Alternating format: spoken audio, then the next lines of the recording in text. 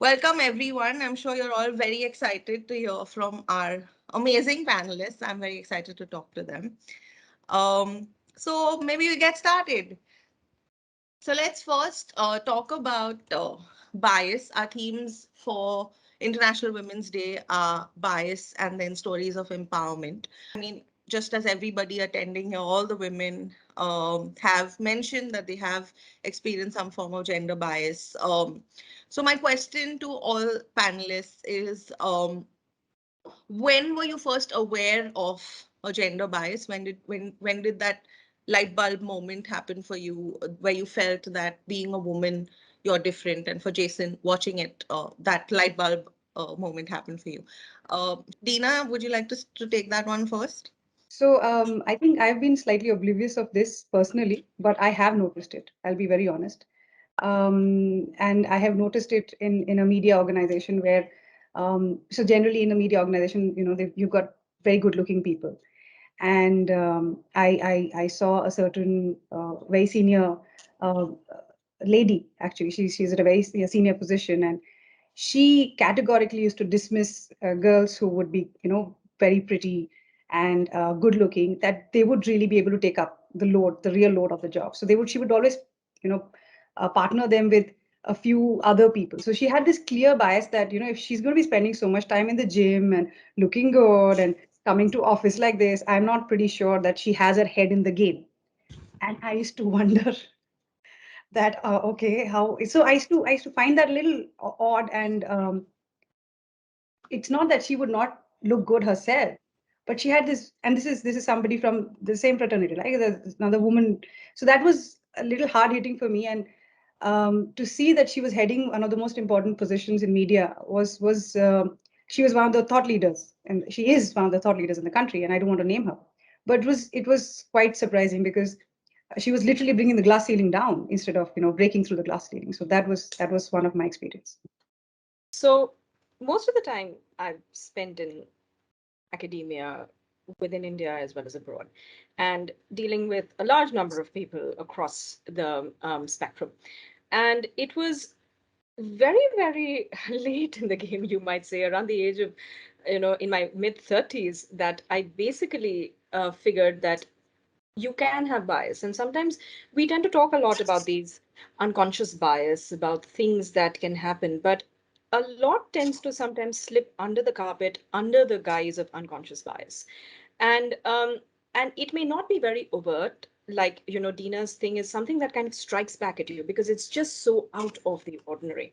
But sometimes we do, in sometimes very, very highly qualified, very highly liberal places, you can have this kind of a bias which comes out. So my personal thing was that I was starting my own research group, and I was also a young mother at that time.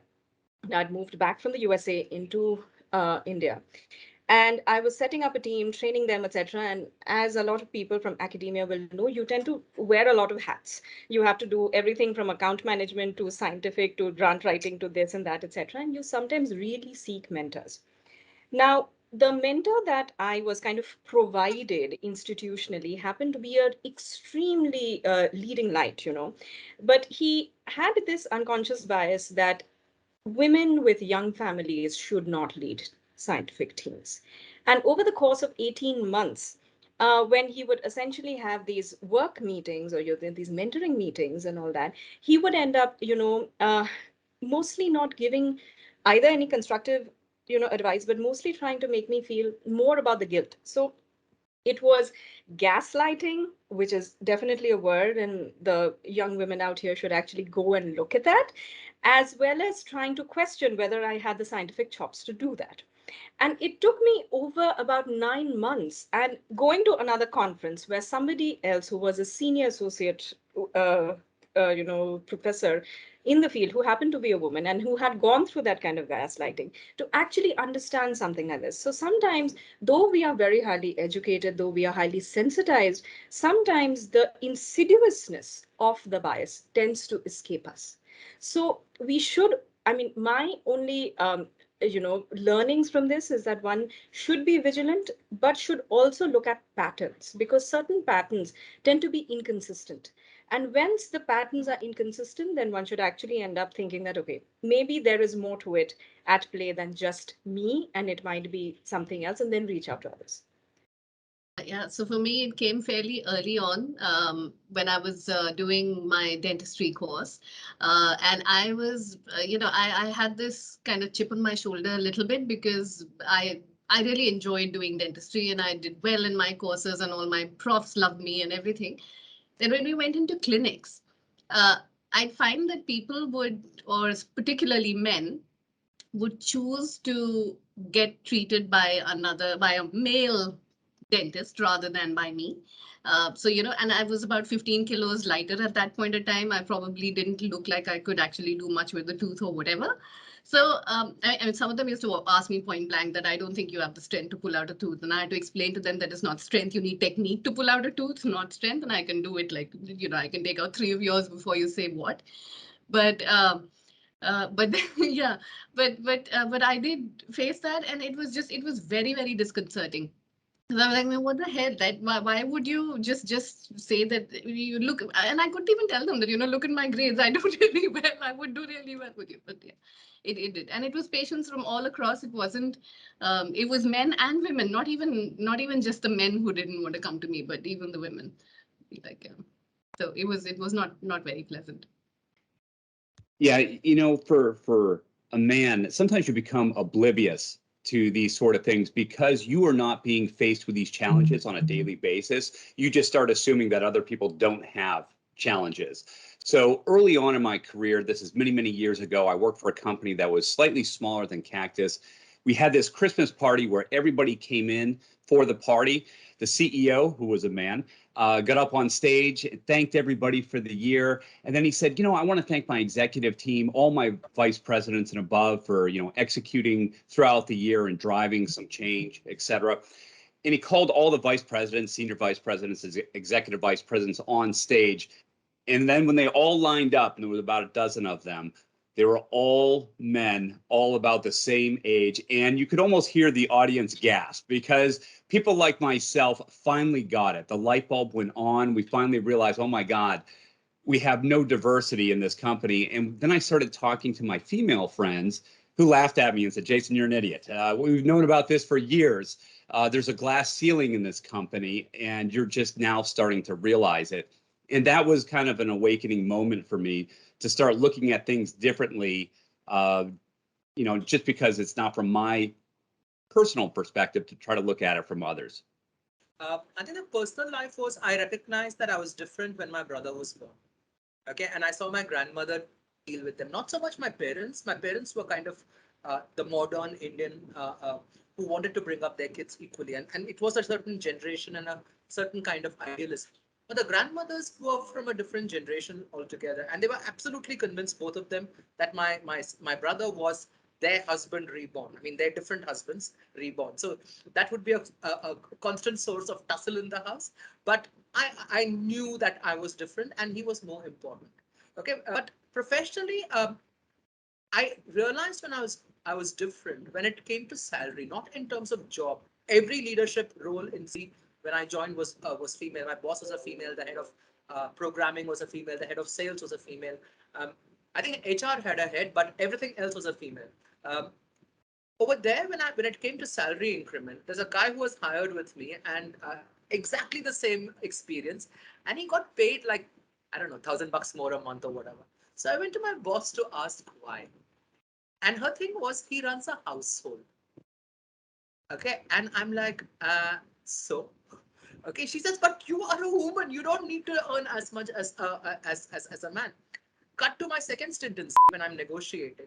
The HR head came back to me and she said, but even men don't ask for so much. Okay, and I'm like, I mean, what am I supposed? So not in terms of role, not in terms of work, not in terms of responsibility or accountability, but when it came to money, I found that to be a constant struggle. And but the thing here is this, that if you stick to your guns, you get what you want. That's a different matter.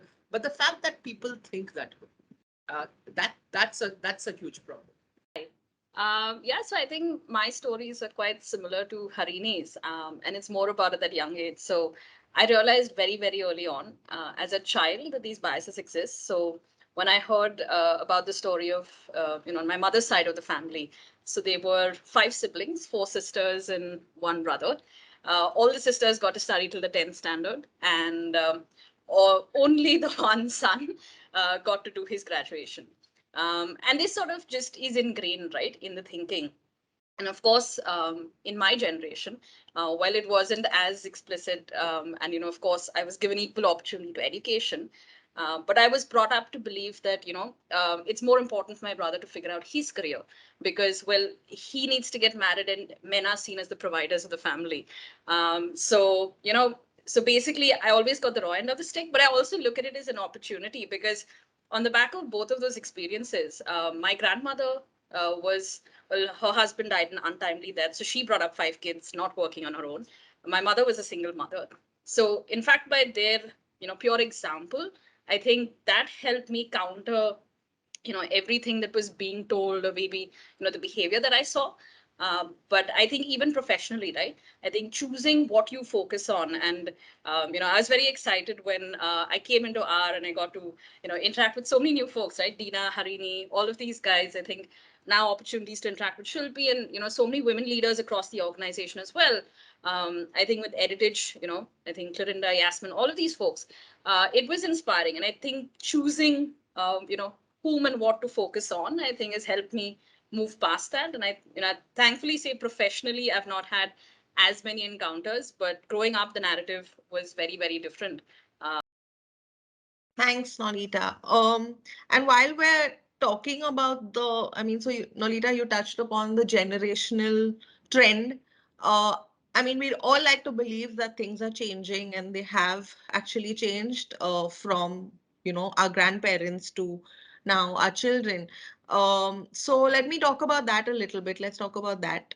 So Aditi, how have you seen this changing? From what was passed down to you or what you saw growing up versus what you're teaching your son. So it all starts with your choice, and your choice as well as your partner's choice. And what we decided was that we are going to be completely agnostic to whatever toys he picks up, whatever colors he likes. There was a phase which was very, very stressful to his grandparents, respectively, in which his favorite color was pink. And he had to end up, and he would like to go to school in a tutu. He has done that, and he has done it to, play school. The point is to be able to support him. Now, as he grows up, the what can come in later on is that, dude, you can do what you want, but be ready to be able to stand up for it. Don't come running back for that. So that comes up later on. But the one of the biggest surprises for us was in the Indian climate is the fact that the uh, gender biases are reinforced sometimes in play school. The kind of rhymes that they would end up saying, or the kind of questions that they would end up asking, who is cooking this? Oh, mummy cooked this so nice. Either no, dad did. This is dad's specialty. I'm sorry. So he was very confused about those things. So then you have to sometimes actively go back once or twice. So pick up the fight. Go once or twice. After that, you'll see that it doesn't happen. It's just that don't take it lying down. And there should be no distribution of roles between households or something like that, because that's where they are mostly learning observationally, because they are looking at it. So I hold a screwdriver, the dad holds a kachi and a bale, and it isn't a problem. I do the laundry, the dad does the jhadu pocha. And the lockdown was very good for this, extremely good for all the young mothers who were out there. So and then they'll finally figure out how to do. And yes, the melting has to be very, very conscious. It cannot be. And our toughest fights have been with the grandparents on a lot of these things. Yes. So power to you in case if you're fighting those. Thanks, Aditi. Shilpi, do you want to talk about this generational trend, how you were brought up, what you saw with, elders in your family versus how your kids, how will you be introducing the concept to your kids? Yeah, so for us it was quite interesting because I'm one of 2 girls. I'm the older of the two, and we belong to Bihar, which and a community which is a very conservative community. We lived in Bangalore, though we were born and brought up there, so we didn't really get exposed to much of the family or the way this whole conservative part of it until the time that we would go back for summer holidays.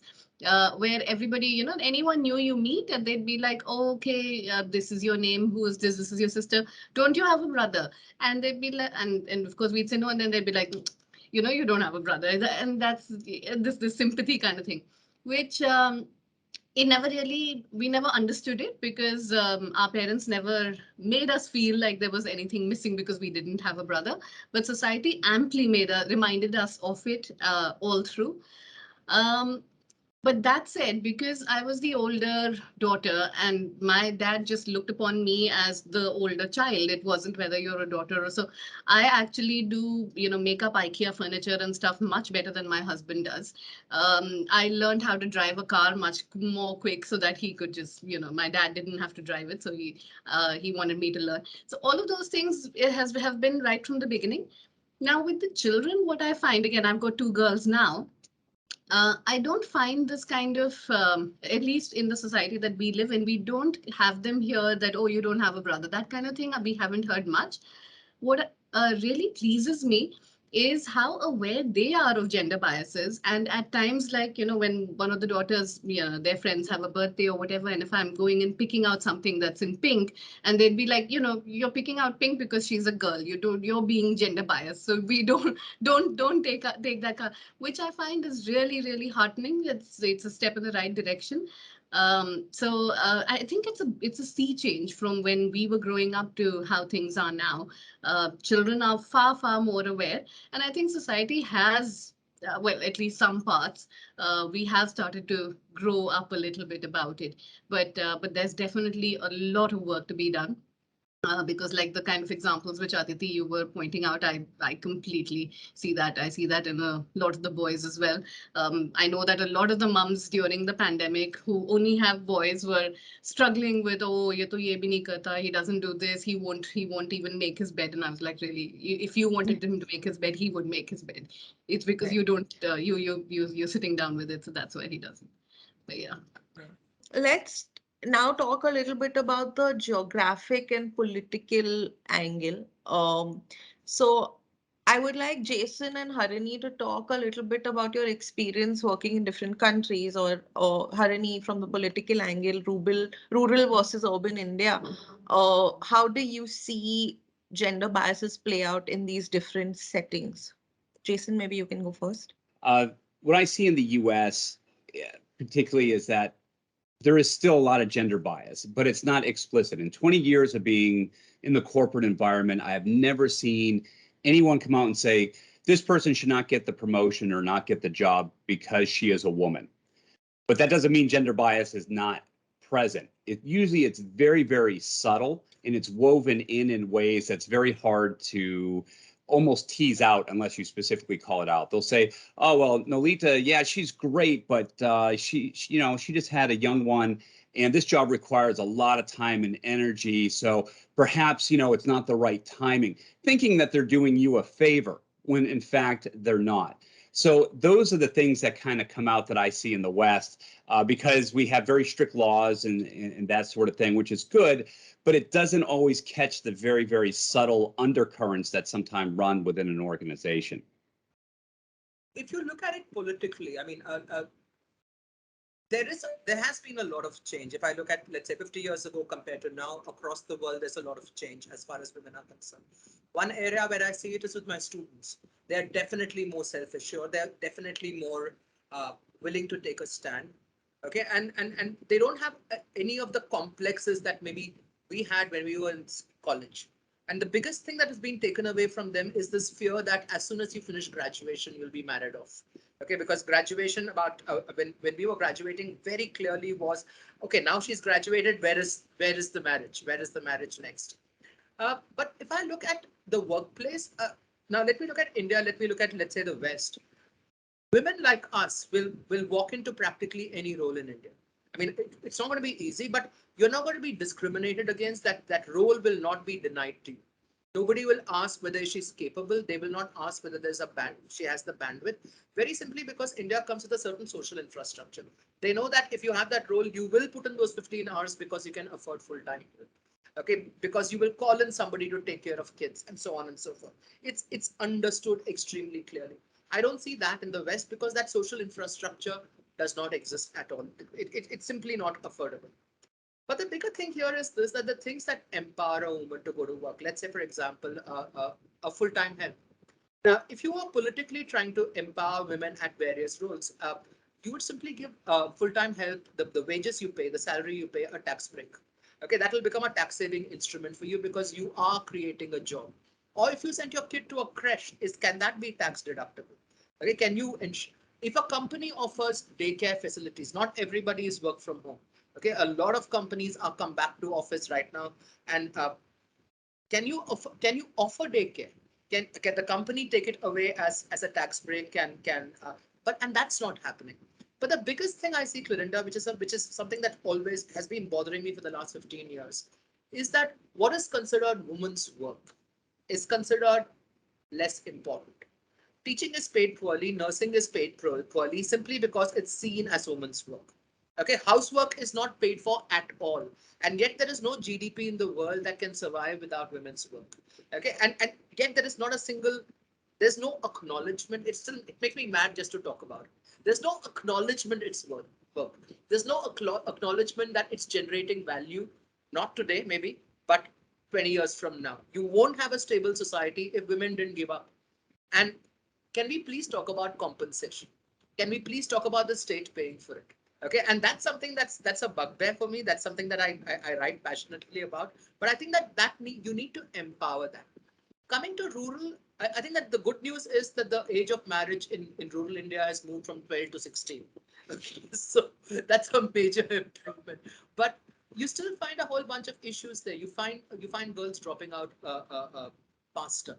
Okay, you find that see, in most villages you have a school that goes up to the eighth or the ninth standard, and then to study further you have to go to a town. Most parents, especially in the north, aren't willing to send their girls because it's not safe.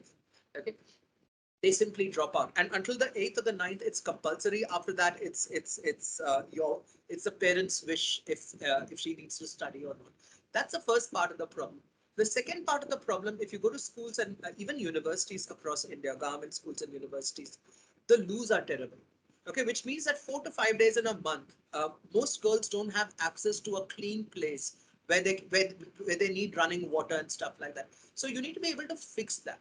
And that's not just a village problem. It's also, if you go to the smaller universities in India, if you go to the smaller colleges in India, I'm sure we've all been to colleges like that. Okay, it's not changed. It's absolutely not changed. So I think that there needs to be a lot more done, more than lip service and slogans. We have come some way, but it's pretty terrible even now. It's pretty. So, in terms of, again, the developmental bias, a lot of cultures across the world tend to start with things as earlier on as having a baby shower which is all blue, or having a baby shower which is all pink. To start with, I routinely shopped in Old Navy in the girls section, or things like that. So a lot of those are societal intermixed bias which is there.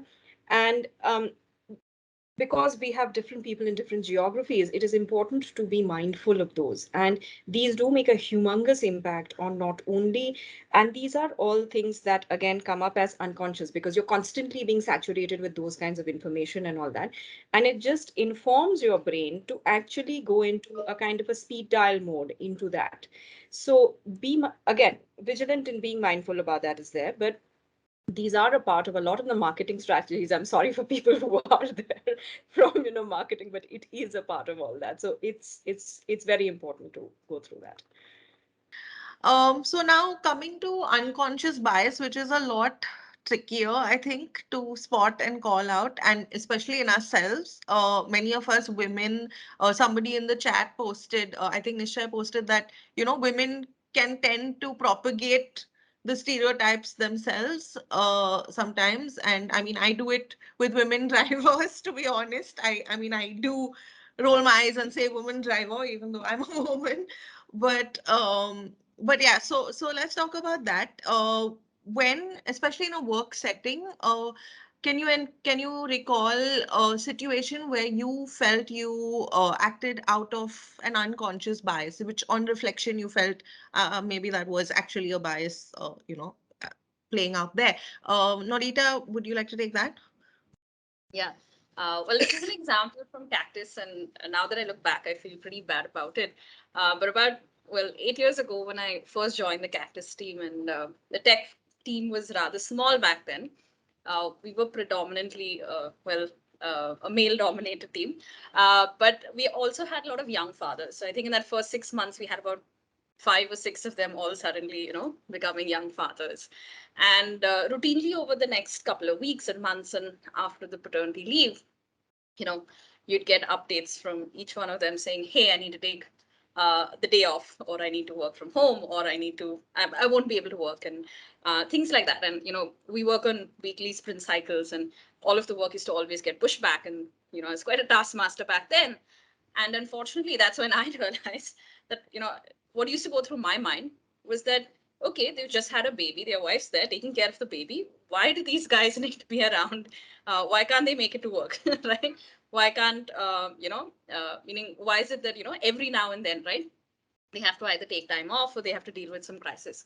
Well, I'll fast track many years later when I have my own son and I'm trying to model, gender neutral behavior at home. I expect my husband to pick up equal slack when it comes to him. And now I think about it, of course, back then, it's not like I said anything or did anything, but this was what went through, right? My own, in my mental space. And probably, as Jason said, right, it may have unconsciously impacted the way I, may have interacted with them. But today I think back and, I'm like, exactly the bias that I'm trying to fight against is what, I held many years ago. So yeah. So today I'm very happy when someone on the team, especially men, come back and say, hey, I need to take the day off because, my son's unwell or my daughter's unwell. Because yeah, I think that's probably the way to go forward. Nolita, I'm guilty of the same crime. Uh, I've been in an organization which have predominantly been very fast growth led. So imagine my shock when I joined Cactus in academia and research. So I've been with organizations where it is 30-70, 30% women, 70% men. That they are fast paced. I'm talking specifically about retail, like hypermarkets. Internationally, you would have heard of Walmart and the others. In India, it would be Big Bazaar. So I'm talking on those lines. And I had the entire of North and Central India as my responsibility. I had a huge team. And yes, they were again 80-20, 80% men, 20% women. In my head, I had this structure that this job, this person, this job, this role. It's fed into you. You're trained that way. So that's how you grow in the organization. You see people emulating those roles and you fit them. Just these little boxes. I did that, and I remember I was once interviewing this girl called Sangeet, and she was interviewing for a role which I would never get to a girl. In my head, now I know that I would have said I can't do it. I refuse to believe she can. So it was a personal bias because I can't do it and I'm a girl. So how is it that she's going to do it? So it stemmed for a personal bias. And I said, I'm sorry, I'm not too sure. And this girl was hell bent on that position. And that's actually managing one hypermarket marketing. It's a very daunting task because it includes you actually traveling to various parts of that particular city, managing vendors, procurement. It's a lot of grit, determination required for you to meet your targets. It's 24 hours, and we expect, girls will want a break and everything. So yeah, I was of that opinion. She would not. She said that you just give me 3 months. If I can't, I'm on probation. You kick me out.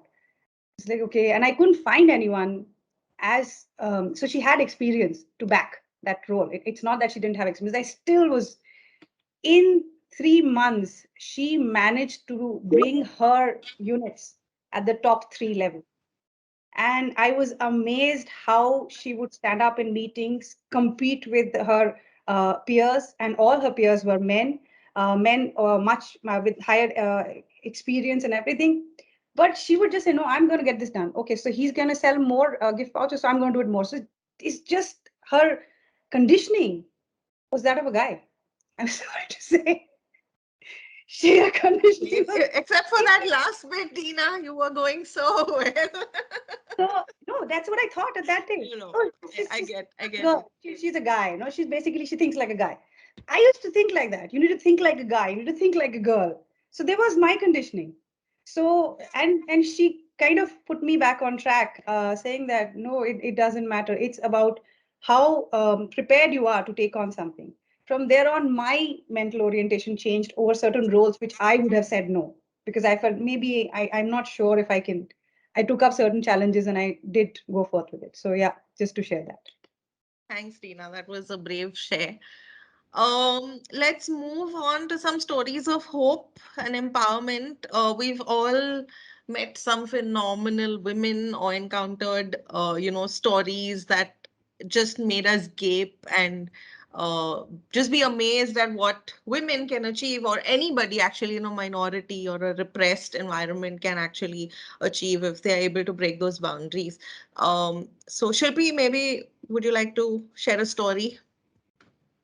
Sure, I'd love to. So this one's actually about how I made that switch from from dentistry to public health.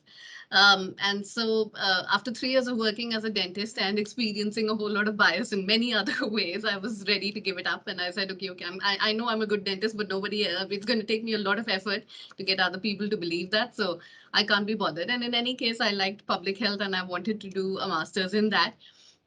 So I chose to go, I wanted to go to the US, and I chose to go to Boston University where I got admission.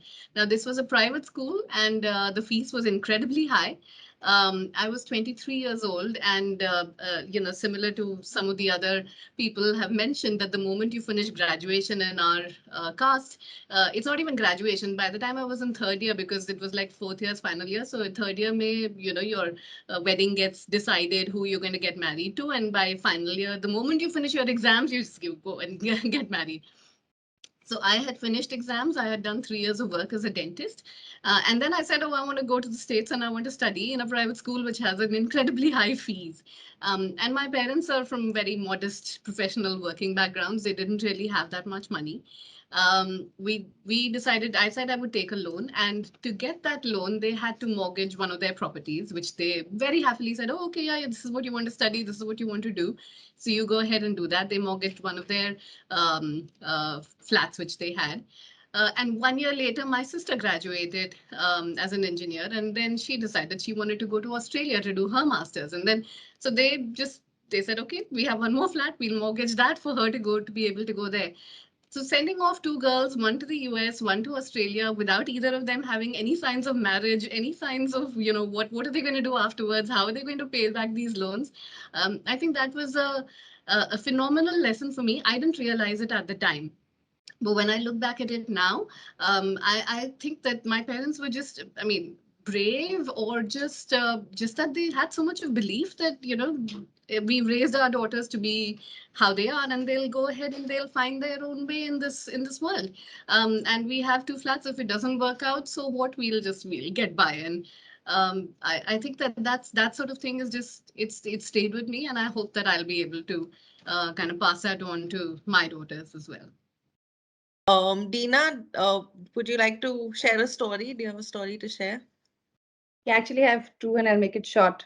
I went to one of the villages I used to travel a lot of small cities. Like there's A cities, that's the metros, B cities like mini metros, and then there is C and there is D. So I'm talking about D, which is very close to being semi villages. I was traveling there.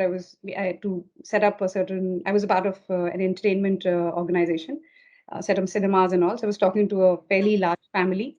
They were giving us the land, and they also had a certain property which we could convert. The whole conversation was happening with the family, with the men in the family. And then we were just talking about, okay, so what do you guys do? What are the other occupations you have? And they were just talking about it. And then we spoke about trading, because our organization was also into trading. And they said, okay, so how are you looking at the pricing, and how is it that you're looking at going for trading stocks, and how are you looking at betting on the stocks for your produce?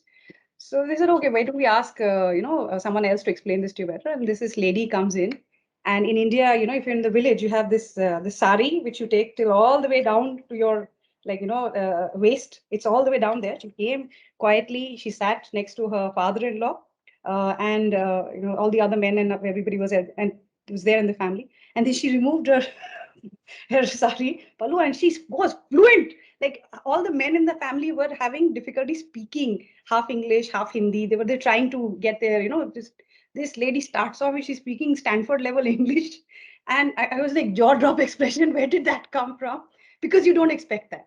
And she was fantabulous. So she was talking, basically, and I said, she started off, basically we look at the seaboard, and that's when we look at the trading, numbers. And after looking at the seaboard, we decide what exactly the corn and the maize and the others we would like to. So you're talking about the Chicago board. You're looking at the Chicago board, and then you're looking at your trading stock numbers. She's like, yeah, because that's when it opens, and then that's how we like to go for it. And she completely, like, not just me, my entire, I also had my CEO come with us for this particular village, because this was a center for many other properties. We were just bamboozled by this lady. And what it told me is that the smaller cities in India, I don't know about, and I'm talking about at least 5 years back, they have some amazing kind of talent. They are very progressive. I think there are areas, of course, which definitely need to develop, but parts of Maharashtra, Gujarat, Rajasthan, they amaze me, because when you meet women over there and you talk to them, how professional they are, how career oriented they are, how business minded they are, it's amazing. They are empowered at the next level altogether. In some cases, I feel them, they are like, I've met women who are managing an entire milk, the dairy system on their own from their house, and that's a side change. So that's amazing. So that was one. And second was when I was traveling as part of a certain conference, and I met this lady. She's an amazing orator. In the conference, she was wearing her burqa, and she was talking very beautifully on the subjects. And then later on, as part of networking, I found her and I met up with her, and I said, "You said some very pertinent points, and whatever was the." I said, "But just out of curiosity, because I've never asked this question." And I felt that she was somebody who was very easy to talk to and relate. I asked her, "Did you find it a little difficult with this burqa everywhere? Having it down sometimes, and then so isn't it inconvenient?" And she looked at me, she smiled very profoundly and said, "Dina, burqa is the most liberating thing that has happened to Muslim women. Because of this one attire, I can go to any part of the world, step out of my house anytime I want, meet whoever I want to, do whatever I can. This one piece of attire has liberated us in ways you cannot think." I fell from the sky again. So another very outstanding, profound realization of how women look at, freedom, and how they will get what they want, and everything around it. So it is outstanding. We do have one question. So Smita wants to know the panelists' view on how much women themselves are responsible should be responsible for initiating change and change in the gender stereotypes. There's just too much onus on women to kind of sort out other people's bad behavior. I think that it's 2021, for God's sake. I mean, there are enough and more role models in the world. Uh, uh, to expect us to be the instruments of our own, uh, no, it's their responsibility. They're grown up. They're grown up. They're seriously grown up. Right. Personally, I think it's quite a lot to do with the fact that the reluctance, or you might call it as a hesitation, is because women tend to question their decisions a lot more than men do. So whenever you end up speaking out or something like that, women are likely going to think about it 50 more times than things. So trying to break down the gender bias, like in my personal story in which I was getting gaslighted, gaslit. I was basically, I thought about it, and then I took 2 months in order to start putting in things in which I would push back. But it took me 2 months. I think if we were a little more confident and we are ready to take the what if, so what kind of an attitude, we'll be fine. And we'll probably get a lot more allies than we actually think. Tyson, the question is, what are certain smaller things that men can do on a day-to-day basis, which may not seem obvious, but actually do show a bias? I was actually waiting for the women on the panel to answer that question when I saw Nishjay's question, because I want to know what I'm doing wrong, because I'm sure I'm probably making the same mistakes. Okay. So Nolita, would you like to take that? And then maybe Shilpi? Well, I think it's a tough one to answer in a professional context because I think I've experienced less of it here. But I think definitely, I guess in a personal context, right? Just being more proactive with taking up chores, modeling that behavior, right? That it's not a gendered role, right? Whether it's to cook, to clean, or to do any of that. And I think that in itself can drive a lot of change. And I think the other bit is maybe calling it out when you see it. And I think to answer the previous question as well, while I don't feel like I need to change the world and, drive larger change, and I think some of the suggestions that Harini had was excellent, but I think, simple things like even in your, child's preschool or, if you see an older person, right, in your family make a statement, and I've had tons of people, oh, your husband's changing your son's diaper. How lucky are you? I was like, I'm not lucky as in that sense. It's his son as well. So, just calling that out when you say it, kind of when people say it, because sometimes I think it's just a force of habit, right? It's just all been, kind of drilled into us a condition. I think, whether you're a man or woman, just calling that out might help. Thanks, Nolita. Shilpi, in 45 seconds, if you would like to add something. Just so things that I've noticed, especially at school meetings, the parent teacher meetings that happen, that invariably you go, the mom will be there for workshops and everything.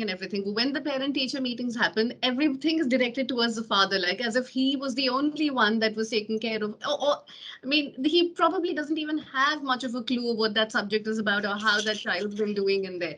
And yet, whether it's particularly the male teachers, the female teachers will speak to mostly to boys, but they will always call out that how wonderful it is that the fathers come along. Why it is wonderful, yes, because they are the father, they would come. I just find it very surprising when the males will also call out the fathers and speak to them. You're not even, you're sitting over there and you're just invisible. Yeah.